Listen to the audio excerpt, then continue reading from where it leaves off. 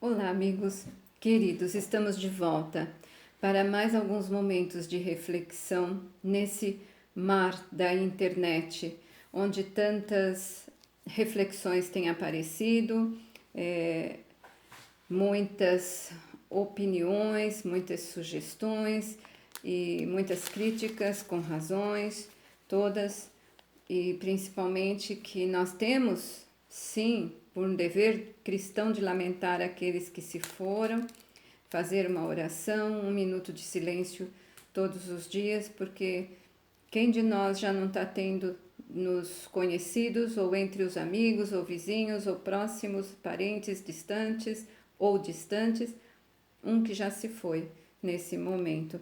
Então é preocupante de fato.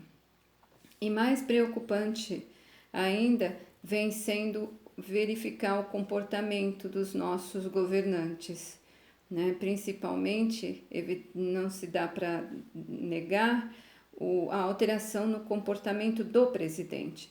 Talvez ele esteja tão nervoso, tão abalado e não saiba, não teve a estrutura e o preparo para ir ao poder. Isso com certeza. Por isso nós batemos na tecla da educação.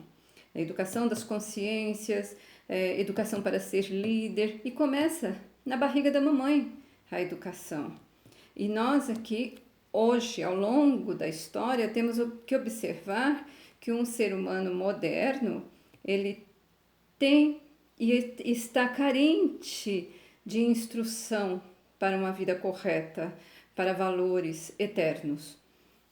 Chegamos a verificar que hoje nós temos que estar andando sempre com uma oração na mente, uma oração escondidinha no coração, no bolso, para ir meditando e tocando dia a dia.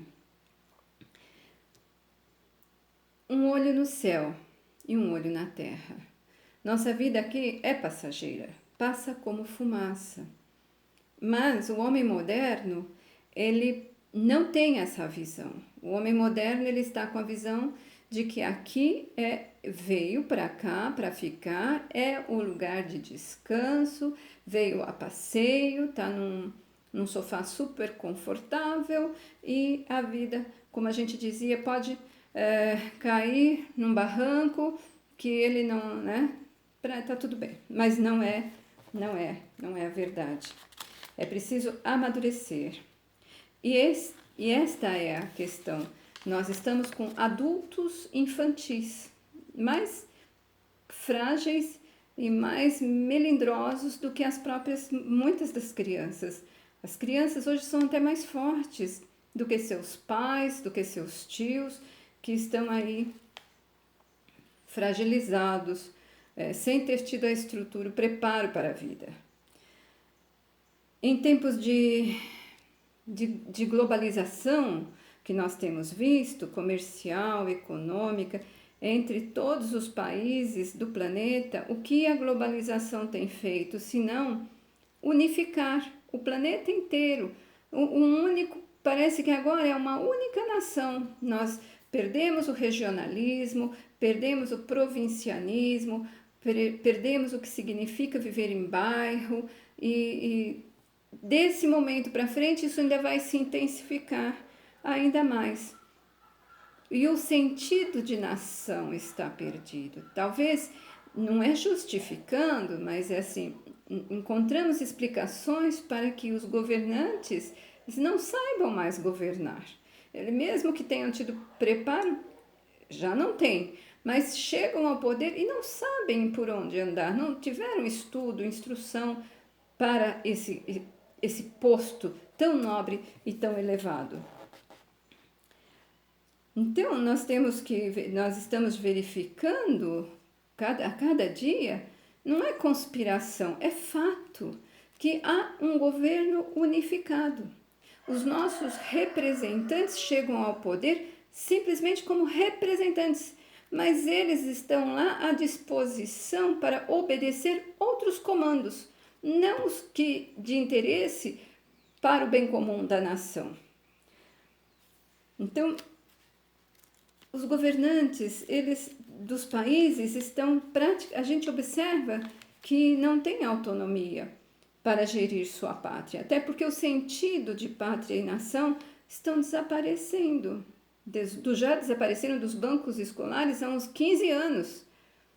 E agora nós vemos que aqueles que levaram em suas campanhas a defesa da pátria, a defesa da nação, estão no poder pisando em cima da Constituição. Então eles não agem, eles têm iniciativas contraditórias ao que se propuseram.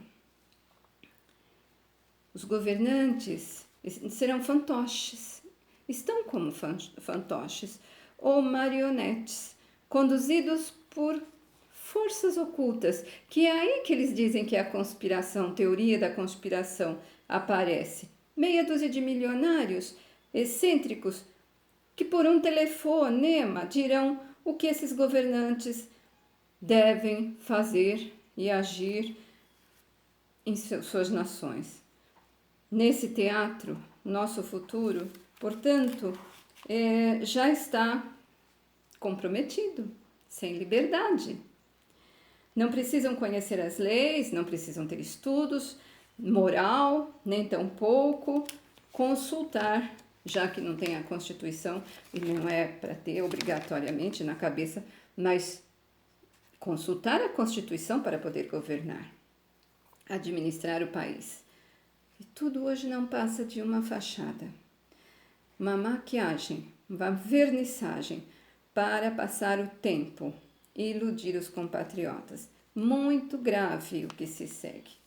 O script já está escrito, está pronto, é apenas seguir, como robôs. E nós, sem liberdade nenhuma, sem trabalho, e nem sequer o trabalho para analisar e pensar vão nos dar. E nem tem equipamentos, instrumentos, só mesmo no observatório do comportamento humano nós podemos estar avaliando essas questões pelo olhar da fé.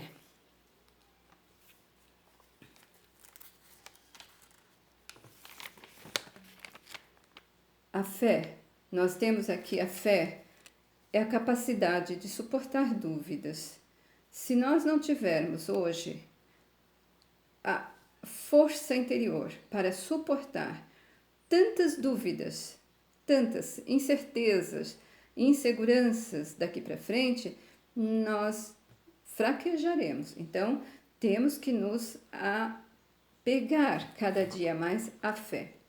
E eu escolhi para hoje, aliás, um período de revisão, porque quando a gente fala em leis, pegando lá de Moisés com os 10 mandamentos, Jesus que veio para cumprir a lei e soube cumprir e até driblar as leis vigentes entre os judeus, como por exemplo, era proibido trabalhar no sábado, não poderia fazer, e ele cura o doente, o cego, quer dizer, tudo isso é sabedoria, ele nos deu esse exemplo de sabedoria, de como viver a lei. E mais tarde tivemos cada estado, como eu falei num vídeo anterior, a Constituição, e dentro, em paralelo, as famílias tinham um outro manual, que era o catecismo. Isso famílias antigas, porque hoje, nos últimos anos, a gente vê que uma criança vai estudar o catecismo e não aprende mais como aprendia antigamente. As pessoas não se instruem as famílias. E há uma incoerência no que se ensina e no comportamento vivido. Então, essa busca de coerência, de correção do comportamento em relação ao que foi instruído, ensinado, é o que nós estamos agora pensando que é urgente as famílias começarem a dar atenção a isso com seus filhos, com todas as crianças, os pais jovens que têm as crianças pequenas, terem um comportamento coerente com aquilo que está sendo ensinado. E um autor maravilhoso, São João Crisóstomo, é um dos que nós vamos conhecer um pouquinho e fazer uma série de vídeos sobre esse ensinamento, porque ele dá um ensinamento com o título de Da Vanglória e da educação dos filhos. Vou repetir. De São João Crisóstomo, da vanglória e da educação dos filhos. Quem foi São João Crisóstomo? São João Crisóstomo nasceu entre os anos 345 e 349 em Antioquia, na Síria. Apesar de haver poucos dados sobre sua infância e adolescência, há um que muito explica de sua santidade e intelectualidade. O esmero e a diligência de sua mãe, Antusa, por sua educação. Se há uma mulher que deva servir de exemplo para as mães que buscam de todo o coração uma formação humana e sobrenatural elevada para seus filhos, essa é Antusa. Tornou-se viúva aos 20 anos de idade. Porém, ao invés de se casar novamente, dedicou-se exclusivamente à educação de São João, proporcionando-lhe os melhores mestres que seu patrimônio podia financiar.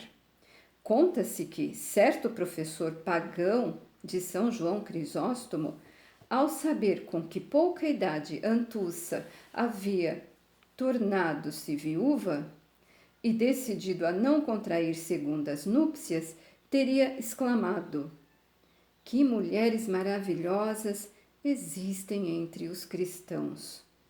Os esforços dessa admirável mãe não foram inúteis. São João Crisóstomo, o chamado Boca de Ouro, é um astro de imensa luminosidade no firmamento da fé. Um dos 4 primitivos doutores da Igreja Oriental. Sua obra sobre a educação dos filhos, entre outras, traz em si uma sabedoria cativante. Crisóstomo, assim como Clara e Teresa, sofreu terríveis perseguições geradas pela inveja, vindo a finalmente morrer no exílio. Seus restos mortais repousam na Basílica de São Pedro, em Roma. Com essa apresentação de São João Crisóstomo, nós vamos iniciar uma série, baseando-se neste livro belíssimo, de vídeos sobre a educação das crianças numa instrução correta, uma instrução de uma visão mais serena da vida, que oriente as crianças a não se levarem pelo caminho da vanglória, que é uma vaidade vazia. A vaidade é vazia, né? E a glória pela vaidade é uma glória vazia. Nós vamos aos poucos nos aprofundar na vanglória. Muito obrigada pela companhia de vocês, espero que tenham apreciado e aproveitado e, por favor, cada um no seu coração, vamos rezar um Pai Nosso e uma Ave Maria por todos os que estão em agonia nesta pandemia e perdendo seus parentes, tanto pelos que já se foram e também pelas famílias que estão muito abandonadas e fragilizadas. Um beijo, fiquem com Deus. Até breve.